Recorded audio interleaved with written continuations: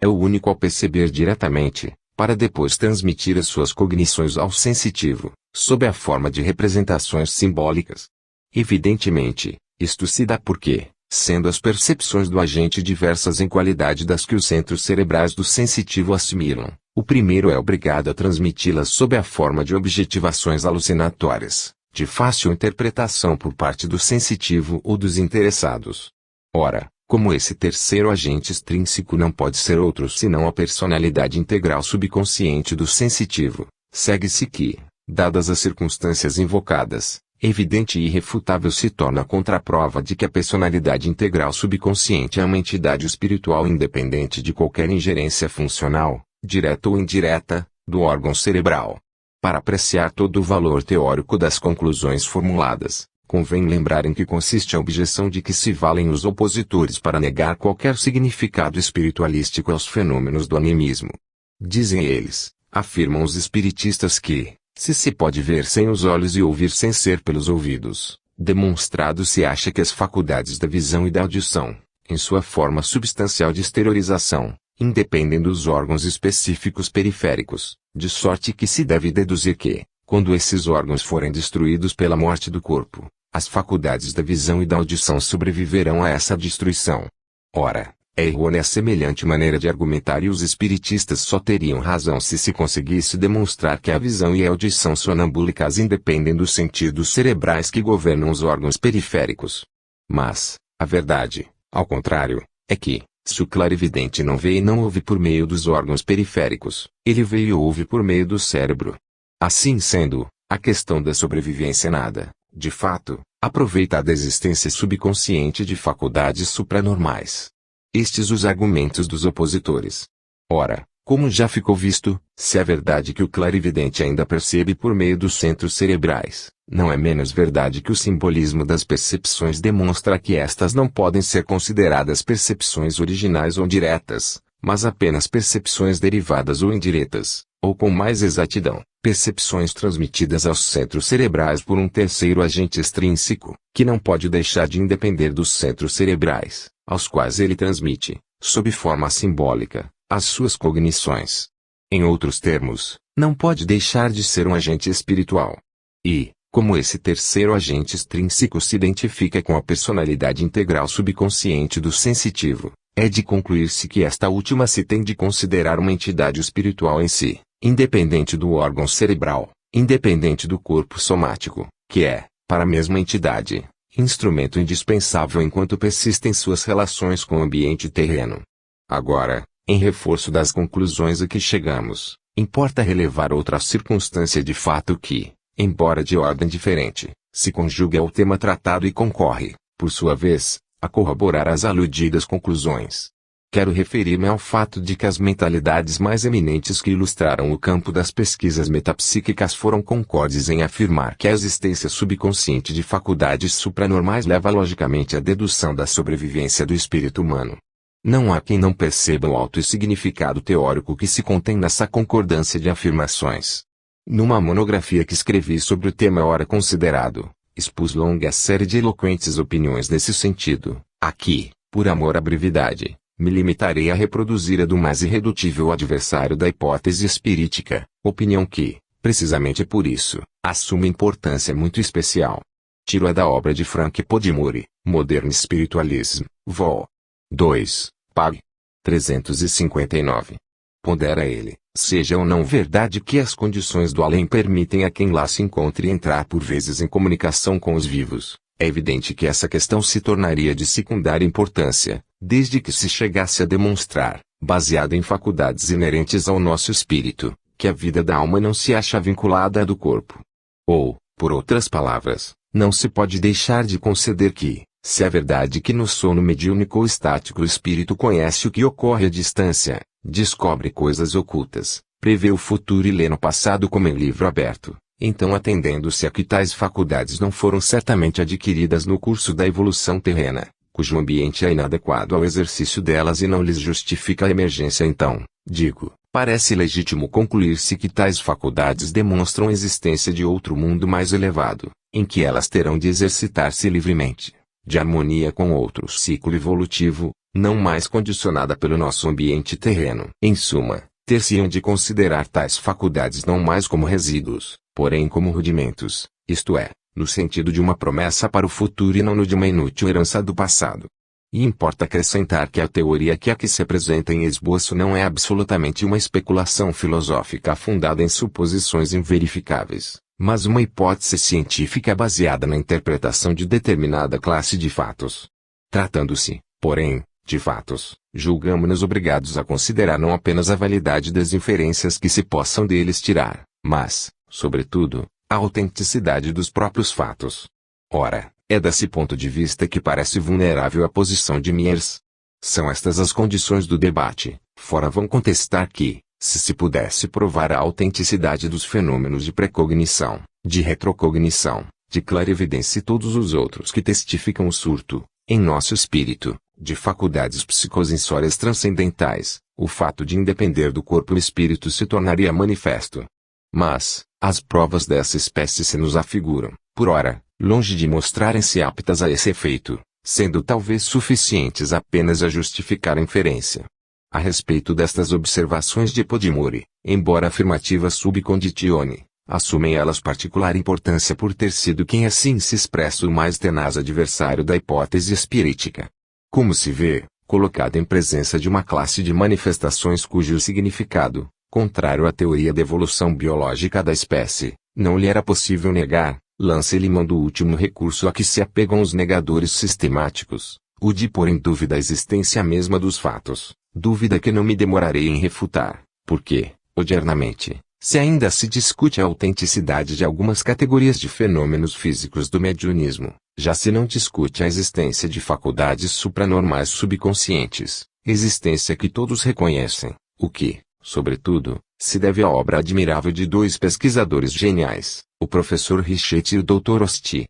Faço também notar que no trecho citado, Podimori concorda admiravelmente comigo, ao afirmar que, do ponto de vista da demonstração científica da existência e sobrevivência da alma, os fenômenos anímicos são os que importam, não cabendo aos fenômenos espiríticos se não aduzirem a prova complementar, aliás importante, da mesma demonstração. Também a esse propósito, deve-se convir em que, se Podimori afirma tudo isso, quer dizer que aquela verdade é incontestável. Portanto, nada mais me cabe senão assinalar aos leitores a imensa importância teórica de tal fato, com que se tira das mãos dos adversários a única arma de que eles dispunham para combater a hipótese espirítica. Isto posto, lisonjeio-me de que os opositores que me lerem hão de recordar-se, no futuro, de que toda vez que se aventuram a combater a hipótese espirítica, recorrendo aos poderes da criptestesia onisciente, nada mais fazem, realmente, do que demonstrar a existência e a sobrevivência da alma, com o se colocarem no ponto de vista do animismo, antes que no do espiritismo, o que, precisamente, vem a dar no mesmo. Faço igualmente notar que, pelo exposto, cheguei a uma primeira conclusão teórica, importantíssima, em demonstração da tese propugnada, conclusão a que se seguirão outras, não menos incontestáveis, que se revelarão cumulativamente resolutivas. Capítulo 2. Os poderes supranormais da subconsciência podem circunscrever-se dentro de limites definidos. Este segundo capítulo se conjuga indissoluvelmente ao primeiro, completando e reforçando-lhe as conclusões. Mas, ao mesmo tempo, cumpre observar que, ainda quando, por ora, não fosse possível traçar os limites em que se exercitam as faculdades supranormais subconscientes e que, por conseguinte, houvesse quem se arrogasse o direito de lhes conceder teoricamente a onisciência divina, as conclusões promanentes da análise aprofundada dos fenômenos anímicos se conservariam sempre invulneráveis, pela boa razão de que, quanto mais se divinize a personalidade integral subconsciente, tanto mais se reforçará a tese aqui propugnada, segundo a qual o animismo prova o espiritismo. De todo modo, porém, como se conferir a onisciência divina à subconsciência humana constitui uma pretensão fantástica e filosoficamente absurda, importa demonstrar, baseado nos fatos, que os opositores caem em erro quando afirmam que não se podem estabelecer limites à potencialidade investigadora das faculdades supranormais e, portanto, que é teoricamente legítimo atribuir-se cada vez maior latitude a essas faculdades, à medida que ocorram casos de elucidação cada vez mais complexa. Argumento este supremamente cômodo, por meio do qual os opositores engendram outro, o de que, Como quer que seja, a simples existência de semelhante possibilidade teórica basta, por si só, para neutralizar a interpretação espiritualista dos fenômenos mediúnicos. Repito que, ao contrário, assim argumentando, incidem eles em grave erro, pois tudo concorre a demonstrar que possível já é circunscrever, dentro de limites definidos, a potencialidade das faculdades supranormais. Esta possibilidade se deduz, antes de tudo, de uma grande lei cósmica, que governa o universo físico e psíquico, a lei de afinidade que, naquele, se manifesta pelas forças de atração e repulsão, das quais derivam a organização dos sóis e dos mundos e todas as combinações químicas da matéria cósmica, ao passo que, em ambiente psíquico, se expressa sob a forma da relação psíquica que, do ponto de vista que nos diz respeito, circunscreve em limites relativamente estreitos os poderes investigadores das faculdades supranormais, o que se pode demonstrar com apoio nas provas por analogia, coligíveis das modalidades sob as quais se apresentam algumas variedades de vibrações físicas. Haja visto, por exemplo, as modalidades sob as quais se exerce a energia cósmica na telegrafia sem fio e no rádio. Esta última aplicação da ciência demonstra, de modo exato, que existimos imersos num turbilhão inextricável de vibrações de toda espécie, as quais, a nossa revelia, atravessam fulminantemente o ambiente em que vivemos e os nossos próprios organismos. Pois bem, que é o que se observa na aplicação do rádio. Isto, principalmente, que, se quiser colher alguma das infinitas séries de vibrações que de todas as partes nos assaltam, temos que estar em harmonia com a lei de afinidade universal, segundo a qual se vem a saber que todo semelhante atrai o seu semelhante e repele o seu dessemelhante. Ora, no nosso caso, em que se trataria de um universo de vibrações, a aplicação da lei de afinidade consiste em regular o mecanismo do rádio com o comprimento de onda que se pretenda captar. Fazendo assim, chegamos a apanhar a precisa graduação de onda correspondente à desejada manifestação auditiva e nada mais. Estes os fatos. Agora, aplicando-se a correspondente seção das vibrações psíquicas aqui consideradas os ensinos extraídos de tão eloquente analogia, dever-se-á inferir que, se é certo que as subconsciências humanas recebem e registram as vibrações psíquicas de pessoas distantes, esse recebimento deverá considerar-se circunscrito às pessoas vinculadas, ou afetivamente, ou de outras maneiras, à subconsciência receptora. Equivale isto a dizer que esta última, como se dá com o rádio, precisa estar regulada pelo comprimento de onda correspondente à tonalidade vibratória que diferencia de outra qualquer a pessoa ausente que se procura. Isto que, em termos metapsíquicos, se denomina relação psíquica, ensina que os médiuns só chegam a colher informações das subconsciências de pessoas distantes sob a condição de que ocorram as seguintes modalidades experimentais: quando o sensitivo ou médium conhece a pessoa ausente, ou, se tal não se dá, quando o experimentador a conheça e, ainda, em falta desta circunstância, quando seja entregue ao sensitivo ou ao médium um objeto que a pessoa buscada tenha usado por muito tempo, psicometria. Tudo isto significa que a subconsciência humana, singularmente considerada, não poderá nunca apanhar os pensamentos de pessoas desconhecidas, nos três sentidos indicados, das próprias personalidades conscientes, porque, não as conhecendo, ignoram a tonalidade vibratória que as caracteriza e não podem, portanto, descobri-las. Tenha-se, pois, em mente que, na falta das três modalidades experimentais acima enumeradas, não é possível que um sensitivo ou um médium consiga pôr-se em relação com a subconsciência de pessoas distantes, como não é possível que o rádio entre em relação com uma estação receptora que não esteja regulada pelo mesmo comprimento de onda. Ora, todas estas coisas significam que os casos de identificação pessoal de defuntos desconhecidos de todos os presentes, quando se dão sem o concurso de objetos psicometrizáveis, levam racionalmente a admitir-se a presença, na outra extremidade do fio, do defunto que se comunica. Torna-se, então, evidente, que a lei de relação psíquica serve para circunscrever, em limites bem definidos, as faculdades supranormais investigadoras da subconsciência humana. Chegamos assim a uma segunda conclusão teórica, rigorosamente fundada nos fatos, complementar da primeira e tão importante que confere a invulnerabilidade a esta. Com efeito, se fenômenos de comunicações telepáticas não podem produzir-se à distância, sem prévio estabelecimento da relação psíquica, e se esta só se pode obter dentro das três modalidades experimentais indicadas, feita está, desde já, a prova científica da sobrevivência, tendo por base a categoria dos casos de identificação pessoal de defuntos conhecidos de todos e que se manifestam de modo independente de qualquer forma de relação psíquica terrena.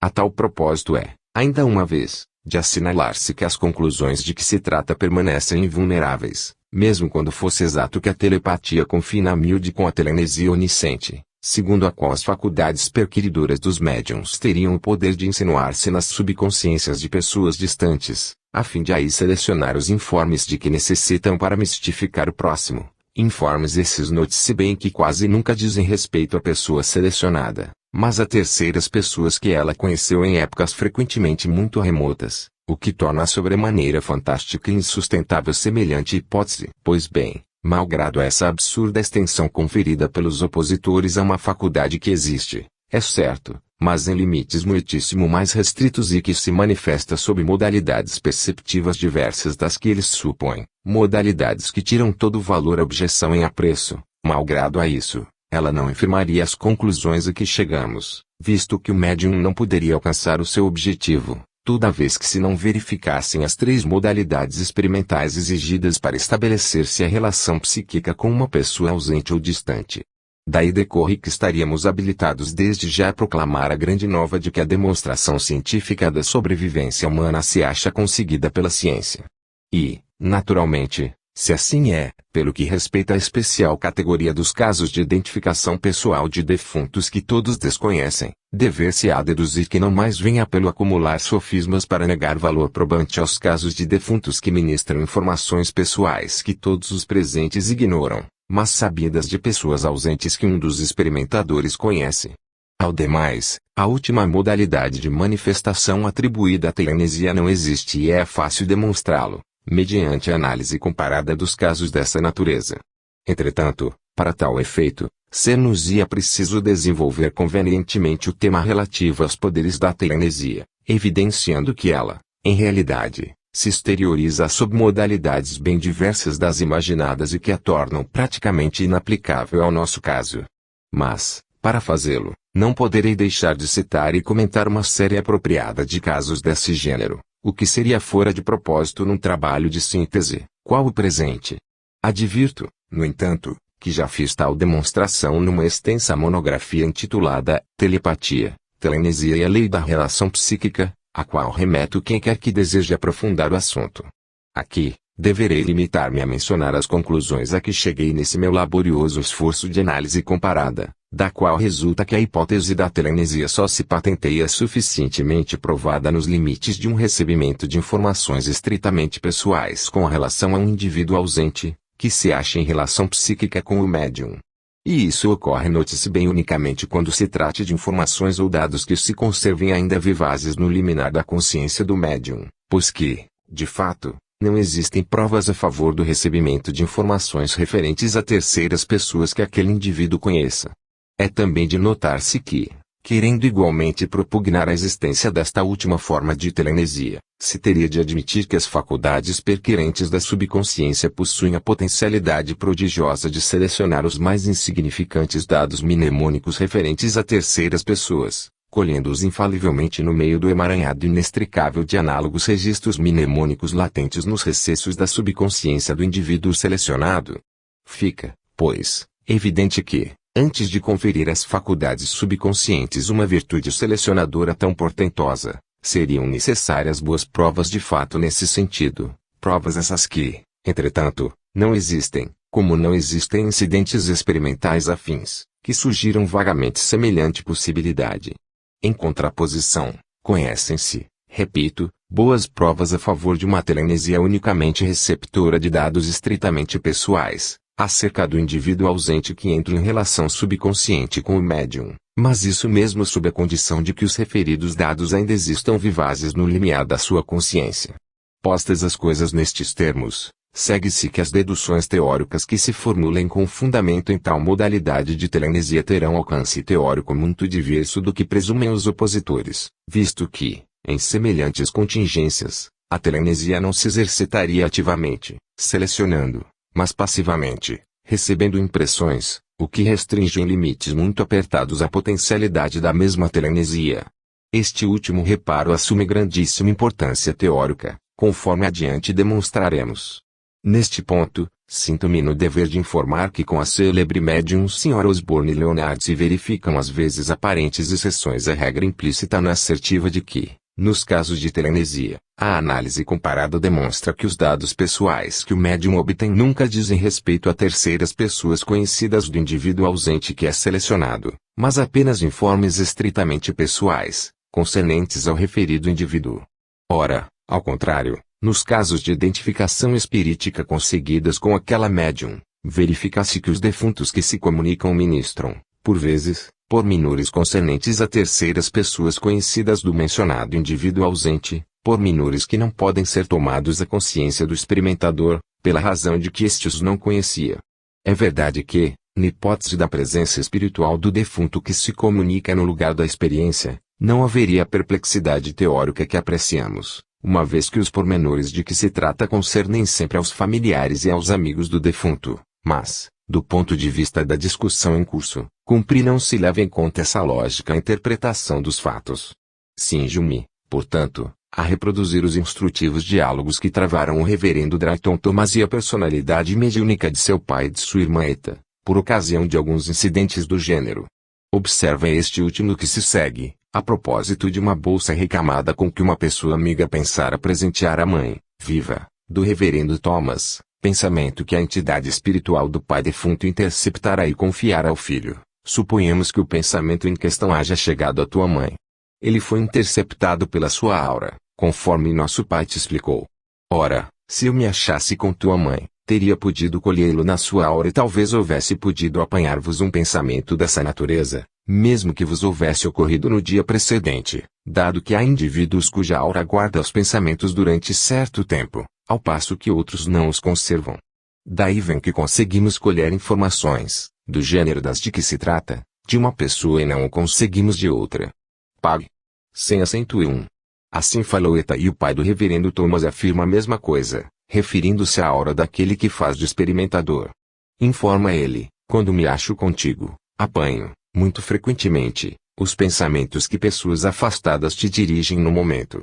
Os pensamentos que te são dirigidos permanecem presos à tua aura e eu consigo distingui-los e interpretá-los. Página 96. Pouco mais adiante, acrescenta, sim, a tua aura é sensibilíssima aos pensamentos que te são dirigidos. Servindo-me de uma comparação fotográfica, direi que a tua aura se assemelha a uma chapa sensível, que recebe impressões e pensamentos. Pode dar-se não te apercebas da existência dessas impressões e desses pensamentos, porque não tens meio de revelar a chapa, ao passo que eu me acho em condições de revelá-la.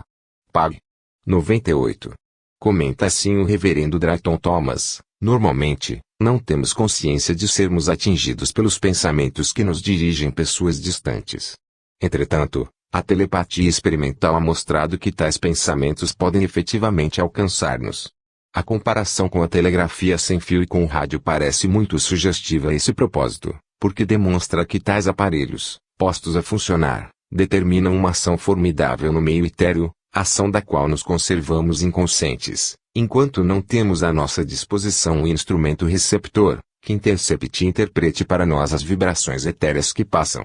Analogamente, ao que parece, meu pai é capaz de interpretar um pensamento que vibra ativamente próximo de mim. Life Beyond That, Pags. 95 a 96. Em face do exposto, faz-se notório que os episódios de tal natureza são radicalmente diversos dos aqui considerados e, portanto, não constituem, verdadeiramente, exceções à regra formulada antes, visto que, no caso do reverendo Drayton Thomas, não se tratava de informes mnemônicos concernentes a terceiras pessoas conhecidas do indivíduo ausente e apanhando-os ativamente na sua subconsciência, mas de pensamentos que terceiras pessoas lhe dirigiram e percebidos passivamente pelo médium, por permanecerem durante algum tempo presos à aura das pessoas a quem eram dirigidos. Noutros termos, achamos-nos em presença de um fenômeno ordinário de transmissão telepática do pensamento, com a diferença de que o impulso telepático, por fraco, não surgiria na consciência normal do paciente,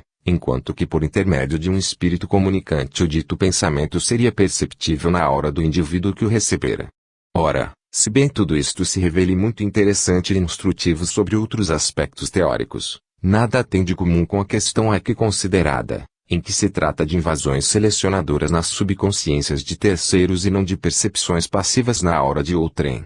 Eliminada esta primeira dúvida teórica, restam por esclarecer uma segunda, consistente no fato de haver episódios que aparentemente contradizem uma das proposições maiores, contidas na tese propugnada, proposição segundo a qual, também no caso de informes estritamente pessoais e referentes a indivíduo com quem os sensitivos ou os médiums se acham em relação, se notaria que os informes percebidos dizem respeito sempre ao pensamento atual do mesmo indivíduo, ou a vibrantes recordações ainda vivazes no limiar da sua consciência. Quer dizer que uma relativa vivacidade latente nas lembranças é condição indispensável para que elas sejam percebidas pelos sensitivos e pelos médiums, de acordo com o acerto de que as suas faculdades supranormais não agem ativamente, selecionando acontecimentos nas subconsciências de outros, mas passivamente recolhendo e interpretando as vibrações do pensamento. Pois bem, conquanto fundado se mostre este último acerto, não deixam de haver episódios que aparentemente o contradizem e que consistem em serem colhidos acontecimentos mais ou menos antigos do passado de outrem.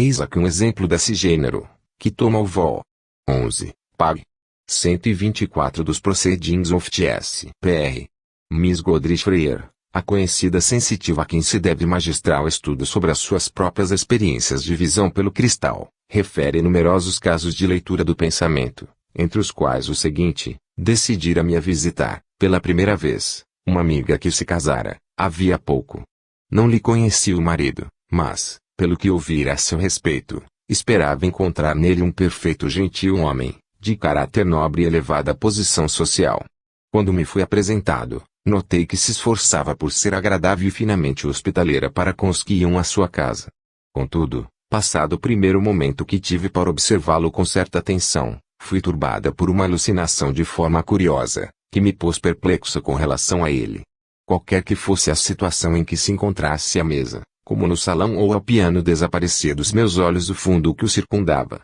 substituído por uma visão em que ele se me apresentava menino, a me olhar com uma expressão do mais abjeto terror, cabeça baixa, ombros alçados e os braços estendidos, como para defender-se de uma tempestade de socos prestes a desabar-lhe em cima.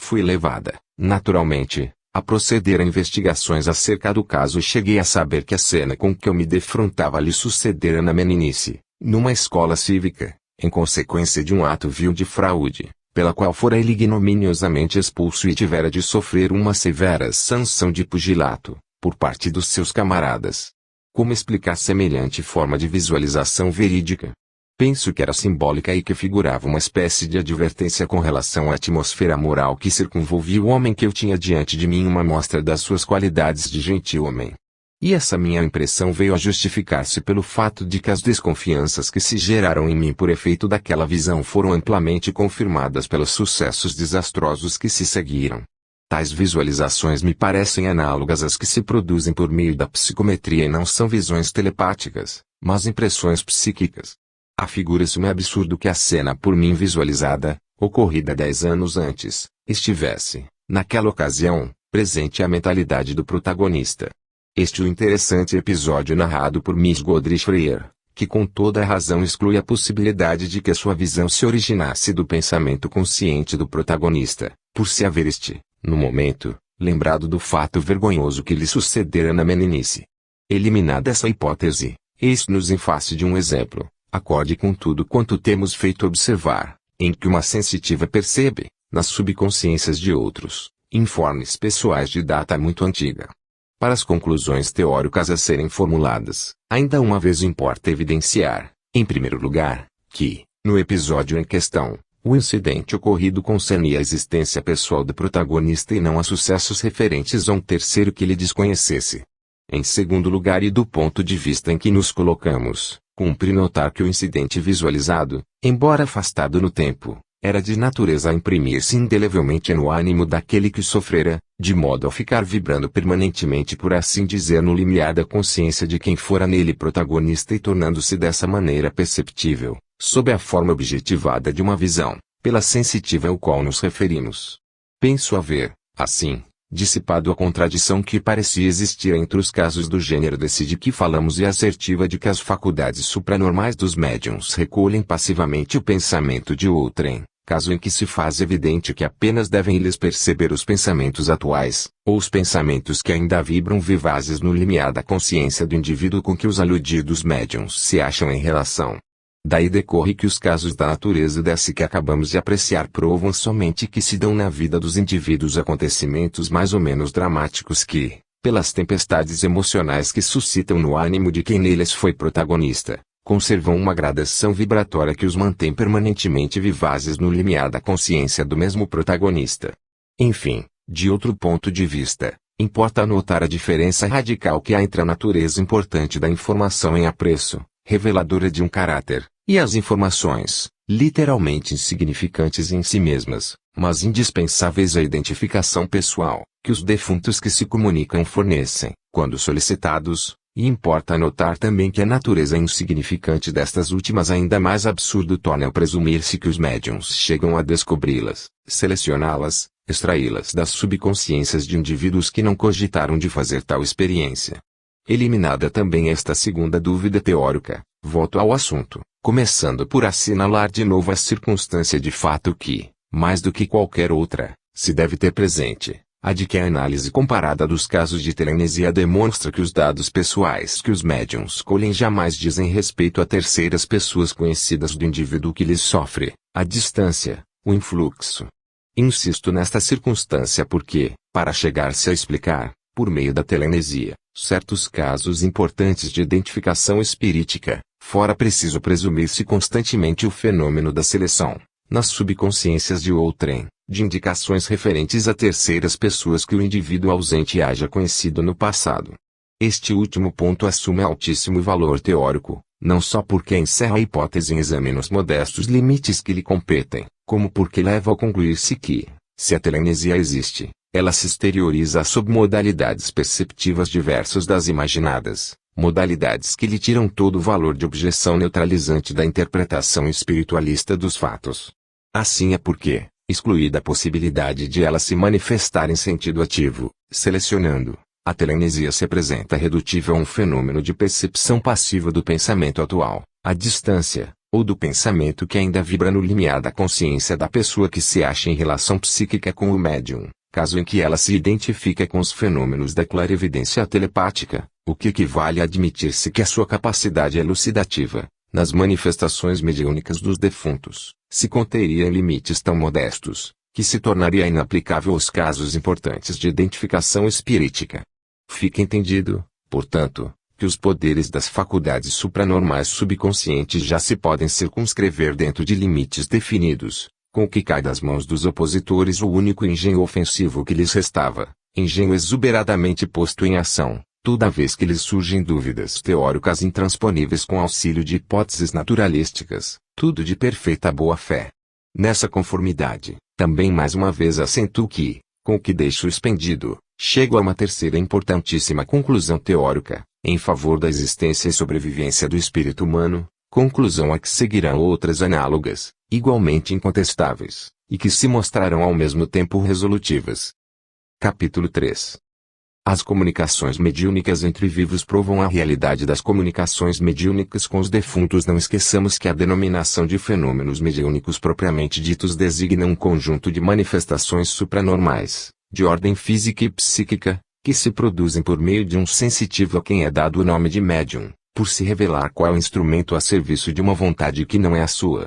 Ora, essa vontade tanto pode ser a de um defunto, como a de um vivo. Quando a de um vivo atua desse modo, à distância, somente o pode fazer em virtude das mesmas faculdades espirituais que um defunto põe em jogo. Segue-se que as duas classes de manifestações resultam de naturezas idênticas, com a diferença, puramente formal, de que, quando elas se dão por obra de um vivo, entram na órbita dos fenômenos anímicos propriamente ditos, e quando se verificam por obra de um defunto, entram na categoria, verdadeira e própria, dos fenômenos espíritas. Evidencia-se, portanto, que as duas classes de manifestações são complementares uma da outra, a tal ponto que o espiritismo careceria de base, dado não existisse o animismo. É de suprema importância este tema, que já explanei a fundo numa monografia em que foram colecionados e comentados numerosos e variados casos do gênero. A grande importância do tema consiste em que os casos de comunicações mediúnicas entre vivos,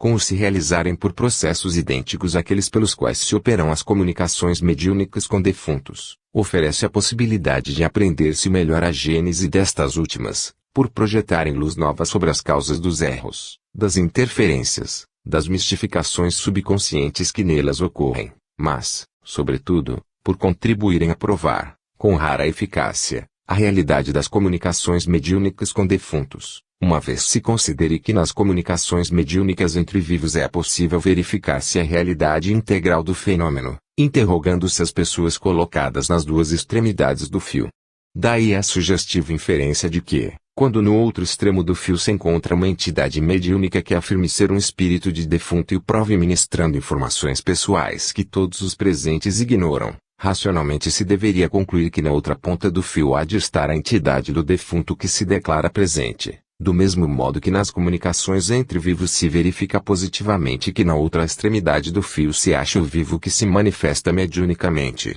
Na minha monografia, eu subdividi em 7 categorias os fenômenos das comunicações mediúnicas. Na primeira, considerei os episódios de gêneros inteiramente afins com a transmissão do pensamento, salvo a circunstância de se produzirem mediunicamente. Nas outras, considerei sucessivamente as mensagens inconscientemente transmitidas ao médium por pessoas mergulhadas em sono e por pessoas em condições de aparente vigília. Em seguida, as que foram obtidas por vontade expressa do médium, que a isso chegara pensando intensamente na pessoa distante com quem desejava comunicar-se. Depois, a transmitida ao médium por vontade expressa de pessoas ausentes. A seguir, os casos de transição, em que o vivo que se comunicara era um moribundo. Finalmente, as mensagens mediúnicas, entre vivos, transmitidas com auxílio de uma entidade espiritual. Na primeira categoria, em que se tratava de episódios afins com a transmissão do pensamento, salvo a circunstância de se produzirem mediunicamente pela escrita automática,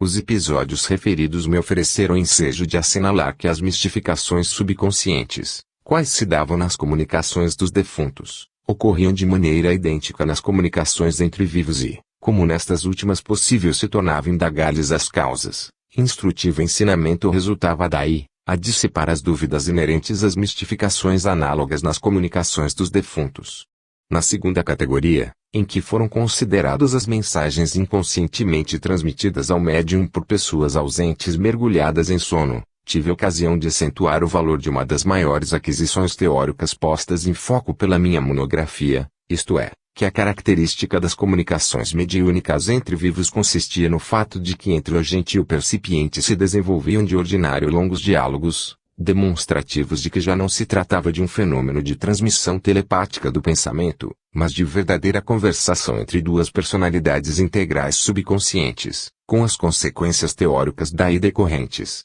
Na terceira categoria, em que considerei as mensagens involuntariamente transmitidas ao médium por pessoas em condições de aparente vigília, ofereceu-se-me a oportunidade de demonstrar a presumível inexistência de tal forma de comunicações mediúnicas entre vivos, por falta de exemplos convenientemente circunstanciados, que valessem para demonstrar que uma pessoa em condições de vigília possa entrar involuntariamente em comunicação mediúnica com um sensitivo distante, ainda que nele não pense. Ponderando-se os resultados efetivos, dever-se-ia, ao contrário, dizer que, para se produzirem episódios semelhantes, seria indispensável, pelo menos, que a pessoa em condições de vigília caísse em sonolência, por breve espaço de tempo, ou em sonambulismo vígio, ou em estado de ausência psíquica, ou, ainda, que pensasse mais ou menos vivamente na pessoa distante. Na quarta categoria, em que considerei as mensagens obtidas por expressa vontade do médium, incluí casos revestidos de grande valor teórico,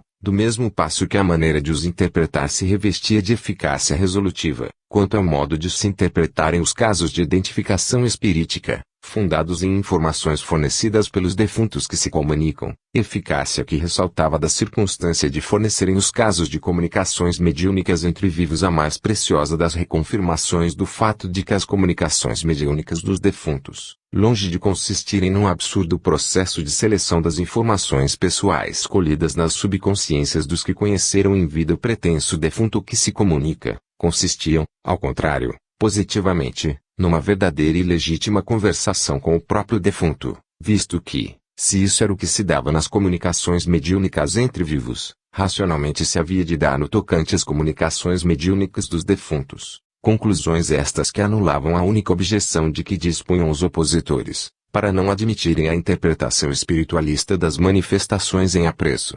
Na quinta categoria, referente às mensagens transmitidas ao médium por expressa vontade de uma pessoa ausente, ressaltava, antes de tudo, a raridade das mensagens dessa natureza, quando, ao contrário, as mesmas mensagens, com caráter de espontaneidade, eram muito frequentes, nas condições de sono real ou aparente do agente, revelando-se estes últimos mais importantes do que os primeiros, dado que, no caso de mensagem transmitida ao médium por vontade expressa de uma pessoa ausente, se tratava estritamente de um fenômeno de transmissão telepático-mediúnica e, portanto, de uma mensagem pura e simples, que jamais tomava o desenvolvimento de um diálogo, enquanto que, no caso de uma pessoa em sono real ou larvado, as manifestações assumiam com frequência esse caráter. E, quando o assumiam, isso queria dizer que já não se tratava de um fenômeno de transmissão telepático-mediúnica, mas, sim, de uma vera conversação entre duas personalidades espirituais subconscientes, a menos que se tratasse de uma mensagem de vivo transmitida com auxílio de uma entidade espiritual.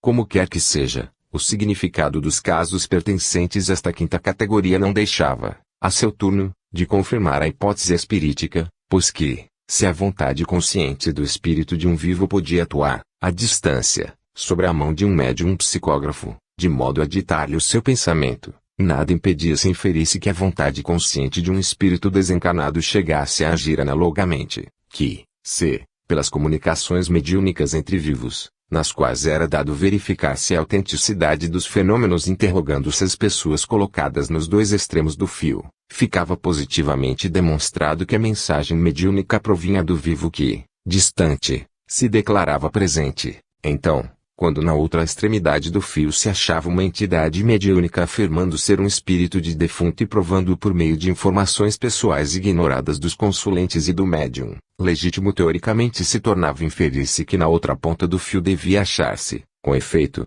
a entidade do defunto que se declarava presente. Noutros termos, para ambas as categorias indicadas se haveria de excluir a hipótese das personificações subconscientes, de que tanto se tem abusado até hoje. Nada, pois, de personificações efêmeras de ordem onírico-sonambúlica em relação com as comunicações mediúnicas entre vivos e, em consequência, nada também de semelhante em relação às comunicações com entidades de defuntos que forneçam as reclamadas provas de identificação pessoal. Na sexta categoria eu considerava os casos, por sua vez bastante raros, em que a pessoa que se comunicava mediunicamente morrera naquele momento mesmo, ou estava moribunda, casos esses que representavam a senda de transição entre os fenômenos anímicos e os espiríticos, tudo isso considerando que, por se tratar de vivos no leito de morte, ficava patente que a telepatia entre vivos para manifestação mediúnica aparecia, em tais circunstâncias, como o último degrau de uma longa escala de manifestações anímicas, que levava ao limiar da grande fronteira além da qual somente podem haver manifestações telepáticas de defuntos. Demonstrava-se uma vez mais não existir solução de continuidade entre as modalidades sob as quais se produziam as comunicações mediúnicas entre vivos e as dos defuntos. Por outras palavras, uma vez mais, era-se conduzido a reconhecer que o animismo prova o espiritismo. Finalmente, na sétima categoria, em que se contemplavam as mensagens entre vivos transmitidas com auxílio de uma entidade espiritual, entrava-se de vê-las enfunadas no grande oceano das manifestações transcendentais. Chegara-se a demonstrar que a existência de mensagens mediúnicas entre vivos, obtidas por meio de mensagens espirituais, já não podia ser contestada, conhecidas que eram longas séries de experiências que se não podiam explicar nem pela telepatia, nem pela clarividência telepática, nem pela telenesia. Do ponto de vista, porém, do presente trabalho, no qual tenho de sintetizar os numerosos argumentos especiais que encaminham a conclusões nitidamente afirmativas no tocante à grande verdade aqui considerada, defronto-me com uma dificuldade técnica intransponível, a de que, tratando-se de uma ordem de manifestações cujo profundo significado espiritualista nem sempre é fácil de apreender-se, devido às intrincadas modalidades sob as quais se produzem, não poderei furtar-me a fortalecer todo o argumento especial enunciado, citando os casos que o sugerem, sem o que as conclusões gerais perderia muito da sua eficácia demonstrativa. Mas, isso não é possível e, não o sendo, só me resta relatar um número conveniente de episódios elucidativos, respeitantes a maior das proposições teóricas conseguidas com a análise comparada dos fatos e a convergência das provas, proposição que também pode bastar por si só para robustecer a tese ora considerada, que as comunicações mediúnicas entre vivos provam a realidade das comunicações mediúnicas com os defuntos. Para tal fim, nada melhor do que relatar alguns episódios da longa série obtida, com a sua própria mediunidade, pelo célebre jornalista e escritor espírita William Stead. Como é sabido, William Stead possuía, em grau notabilíssimo, a faculdade mediúnica da escrita automática, psicografia, por meio da qual lhe foi ditado o áureo livrinho de revelações transcendentais intitulado Letters from Julia, Cartas de Júlia. Além disso, chegou sistematicamente a entrar em relação mediúnica e a conversar livremente, à distância, com personalidades vivas, obtendo muito a mil de confissões e informações que as personagens vivas jamais lhe teriam confiado em condições normais. Nunca ele pensara na possibilidade de conversações supranormais de tal natureza e foi a personalidade mediúnica Júlia que lhe sugeriu, a título de experimentação. Numa famosa conferência que fez na London Spiritualist Alliance, no ano de 1893, narrou nestes termos como enveredara por essa ordem de pesquisas. Um dia, escreveu Júlia, por que te surpreende que eu possa servir-me da tua mão para me corresponder com uma amiga minha? Qualquer um pode fazê-lo. Perguntei-lhe, que queres dizer com esse qualquer um? Respondeu, qualquer um, isto é, qualquer pessoa pode escrever com a tua mão. Perguntei mais, queres dizer qualquer pessoa viva? Ela replicou, qualquer amigo teu pode escrever com a tua mão. Ao que observei, queres dizer que, se eu pusesse a minha mão à disposição dos meus amigos distantes, eles poderiam servir-se dela do mesmo modo pelo qual o fazes? Sim, experimenta e verás. Pareceu-me que ia tomar sobre mim uma árdua tarefa, mas, decidi tentar a experiência. Os resultados foram imediatos e espantosos. Coloquei, pois, minha mão às ordens de amigos que residiam em diversos lugares distantes e verifiquei que eles, em sua maioria, estavam em condições de comunicar-se, embora variasse muito a capacidade, que tinham, de fazê-lo. Alguns escreviam de súbito e correntemente, com as suas características de estilo, forma e caligrafia, as primeiras palavras transmitidas, para depois prosseguirem com intermitência, como se escrevessem normalmente uma carta. Confiavam-me seus pensamentos, informavam-me de que tinham a intenção de me vir consultar, ou me contavam como haviam empregado o dia. O que, porém, mais me surpreendia nessas conversações, já de si mesmas surpreendentes, era a inconcebível franqueza com que vários de meus amigos, que eu, estava certo, também lhes conhecia a sensibilidade, a moderação e a reserva, jamais me teriam confiado alguns de seus segredos pessoais, ou alguns de seus embaraços econômicos, me declaravam com a maior franqueza achar-se em dificuldades financeiras, ou me falavam sem reservas de outros vários reveses íntimos. Essa circunstância me pareceu tão séria, do ponto de vista social que, um dia, pedi a respeito explicações a Júlia, nestes termos: preocupam-me seriamente os resultados que tenho obtido neste novo campo de pesquisas, por se me afigurar que, se os outros fizessem como eu, não haveria mais segredos neste mundo. Ela respondeu, não. Tu exageras. Ao que lhe retruquei, então, como se explica que pela minha mão um amigo me revele segredos pessoais que, normalmente, teria o cuidado de me não revelar? Foi-me dada uma explicação, que não apresento como definitiva, mas unicamente como a explicação de Júlia, escrita com a minha mão, e que, sem dúvida, não é produto da minha subconsciência, visto que ela nunca me passou pela mente. Disse Júlia, a vossa personalidade real, ou espiritual, jamais confiará a ninguém, por via mediúnica, coisas que se considerem no dever de guardar em segredo e, se às vezes confia em incidentes mais ou menos íntimos, falo com plena consciência do que faz. A diferença está em que a vossa personalidade real, ou espiritual, pensa e julga de um fato pelo seu valor intrínseco, muito diversamente do modo pelo qual procede a vossa personalidade normal. Perguntei, que é o que entendes por personalidade real, ou espiritual? Respondeu, a vossa personalidade real,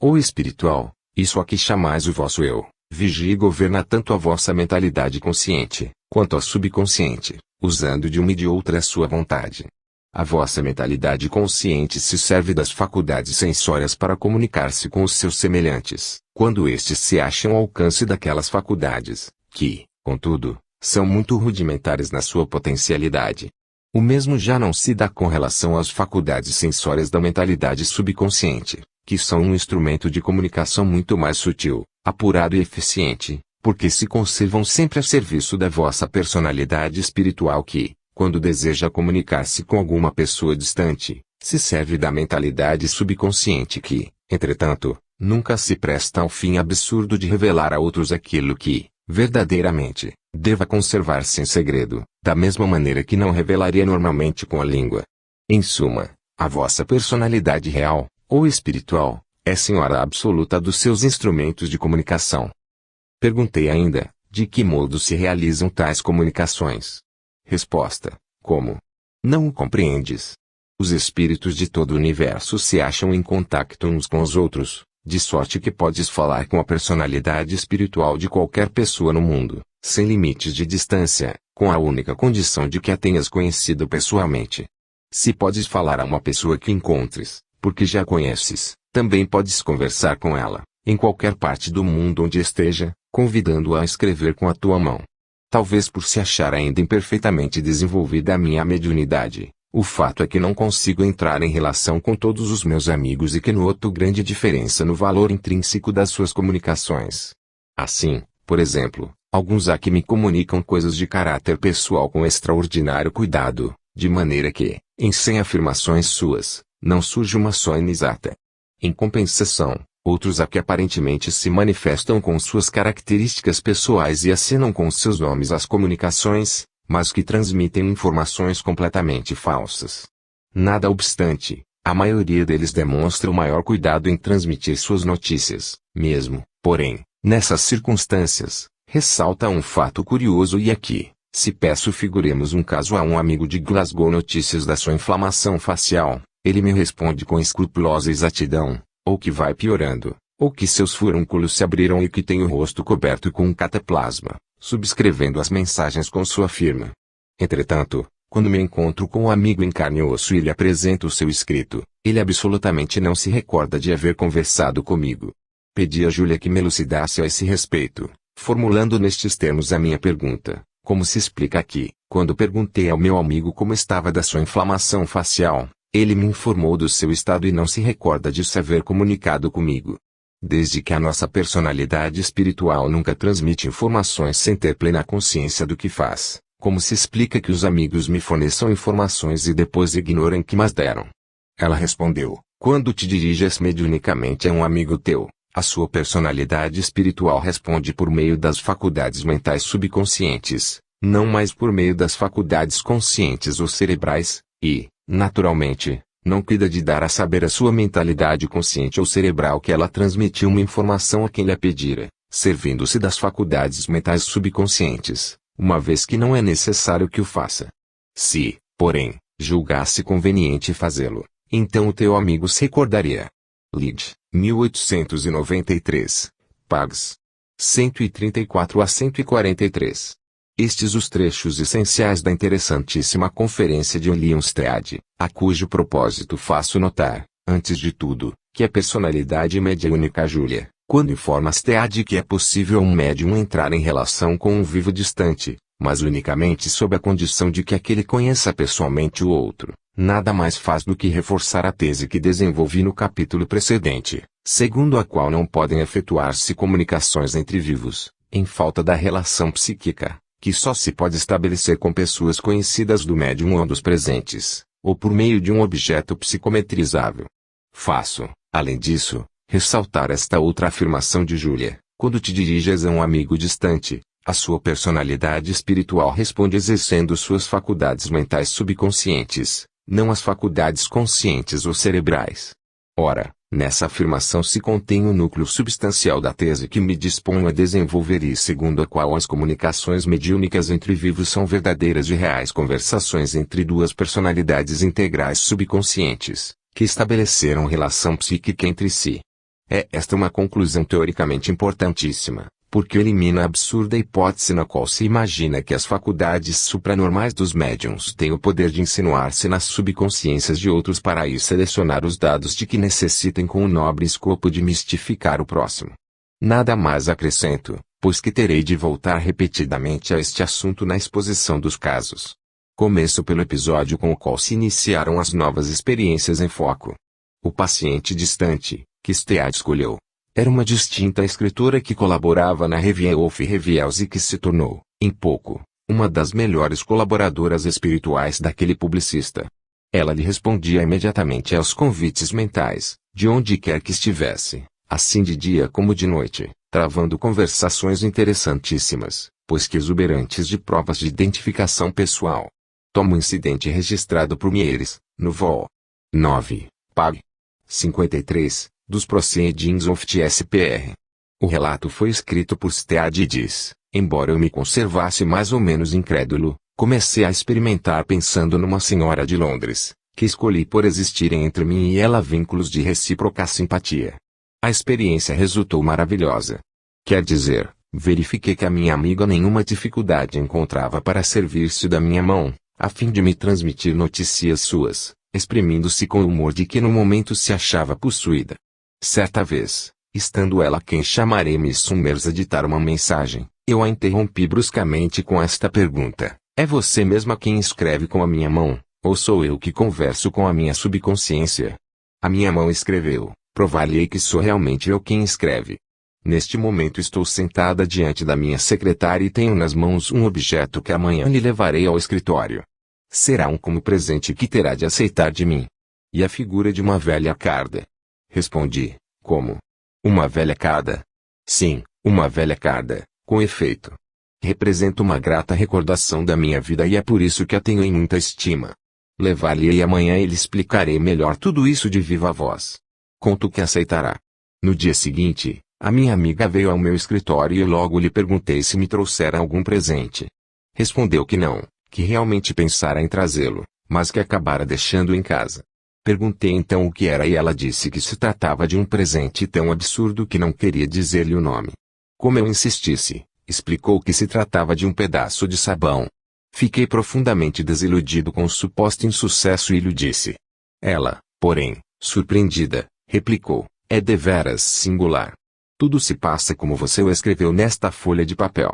Trata-se efetivamente de uma carda e, ao demais, de uma velha carda, que, entretanto, se acha esculpida num pedaço de sabão. Trazê-la-ei amanhã. Não sei se sabe que a carda ocupa uma importante parte das recordações da minha vida. E passou a narrar o incidente pessoal que correspondia a essa afirmativa. No dia seguinte, levou-me o pedaço de sabão, sobre o qual se percebe impressa, de fato, a imagem de uma velha carda. Mies confirma assim o exposto. Foi-me narrado o incidente pessoal a que diz respeito à imagem de uma velha carda, narrativa donde ressalta que a referida imagem gravada no pedaço de sabão é que conferia ao objeto todo o seu significado. Miss Summers pensara em levá-lo de presente a Stead, antes que a mão deste último escrevesse tal pormenor e provavelmente o pensou no instante exato em que Stead escreveu. No caso, o incidente de identificação, tentada para provar a Stead que não se tratava de uma mistificação da sua subconsciência, mas de uma conversação real com a personalidade espiritual de Miss Summers, parece apropriado ou objetivado fim, porquanto o presente prometido a título de prova consistia numa coisa efetivamente excepcional, de modo a não se poder explicar o fato com a hipótese habitual das coincidências fortuitas. Manifesto, com efeito, se faz que a imagem de uma antiga carda gravada num pedaço de sabão não é de certo um objeto que se costume dar de presente. Observo ao demais que, no incidente com que me ocupo como noutros ocorridos com a mesma sensitiva, esta teria aparentemente entrado em relação mediúnica com Stead, durante o estado de vigília, o que, porém, não significa que o incidente se haja desenvolvido exatamente assim. Não significa, antes de tudo, porque, em nenhuma das experiências em questão havia testemunhas que pudessem afirmar que a sensitiva, no momento, não se achasse adormecida, depois, porque, ainda quando existissem tais testemunhas, não teriam grande valor, visto que uma pessoa pode muito bem passar e permanecer algum tempo em condições de sonambulismo vígio, sem que os presentes se apercebam do fato e sem que a própria pessoa perceba. Tudo isto é teoricamente importante e voltarei ao tema quando tiver ensejo de aludir um caso recente do mesmo gênero, em que o paciente, à distância inconsciente, se achava, na aparência, em estado de vigília, caso continuamente citado pelos opositores, para demonstrarem que os médiuns tiram tudo o que queiram das subconsciências de outros e chegam, desse modo, a mistificar o próximo, como se personificassem entidades de defuntos, caso sua Gordon Davis. Repito, pois, mais uma vez, que o ensinamento teórico a extrair-se do episódio exposto, e que será amplamente corroborado pelos que se